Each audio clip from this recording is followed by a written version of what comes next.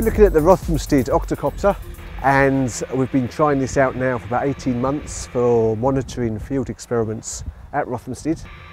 The experiment we've got here has got about 5,000 plots, and in a season we can walk up to about 200 kilometres just monitoring these plots.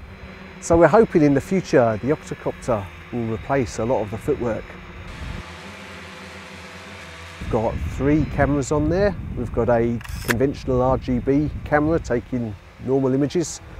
We've got a thermal camera taking thermal images, and we've got a multispectral camera which is taking near infrared images.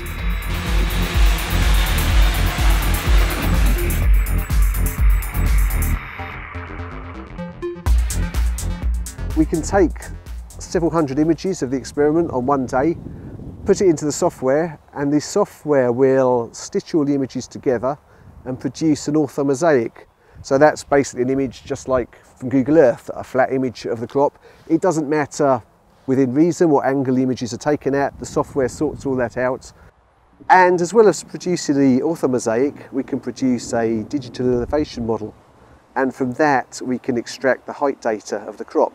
So if we take the first set of photos when the ground is bare, there's no crop there, we can get the level of the ground, and then through the season we can monitor how the crop is growing. With the digital cameras, they are give a much more quantitative measurement of the colour. So actually the data we should be able to collect it more frequently and more accurately.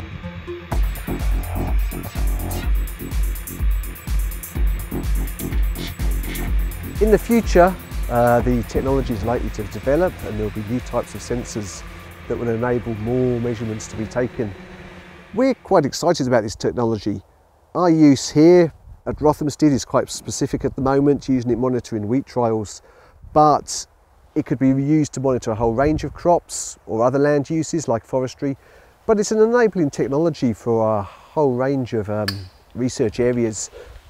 We've got entomologists at Rothamsted that are interested in using it for simulating flight of insects. But in other countries I've heard of people using them for sowing seeds, for applying pesticides to crop. I don't actually think that's likely to happen in this country. But yes, it's an enabling technology that could be used for a whole range of uses.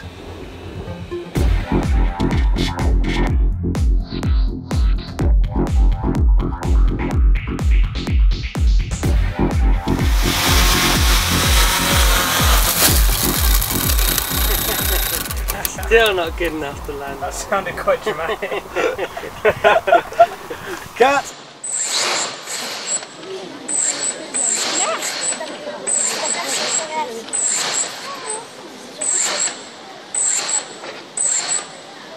Ok, on y va dans 10, 9, 8, 7, 6, 5, 4, 3, 2, 1,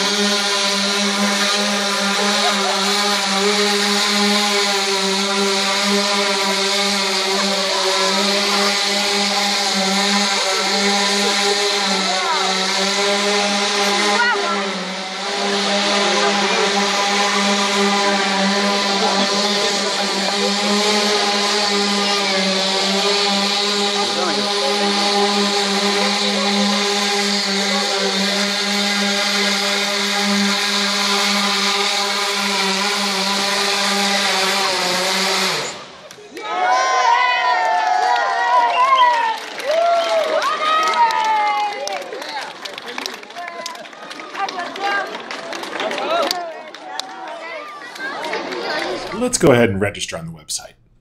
After visiting faa.gov/UAS/registration, you can scroll down towards the bottom.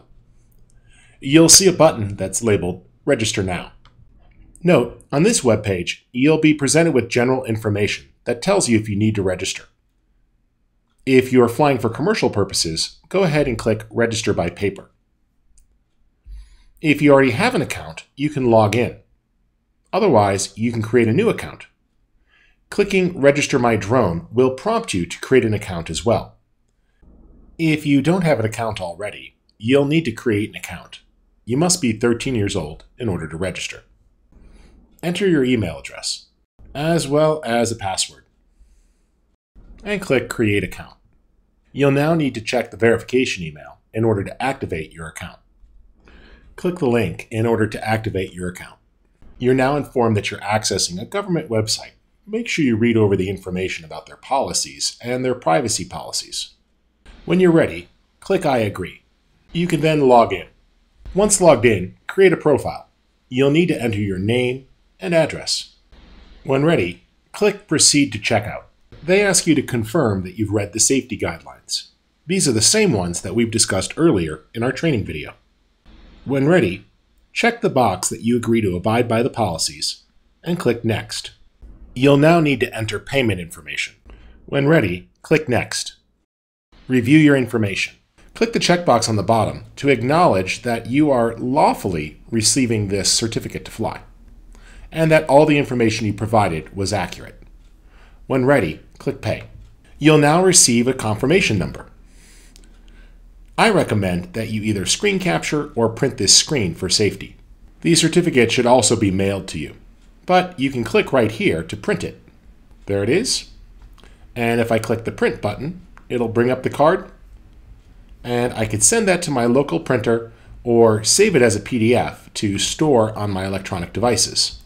You'll note in the future, if you click to view your profile, that you'll see your registration number along with the other details here on the screen about your particular craft.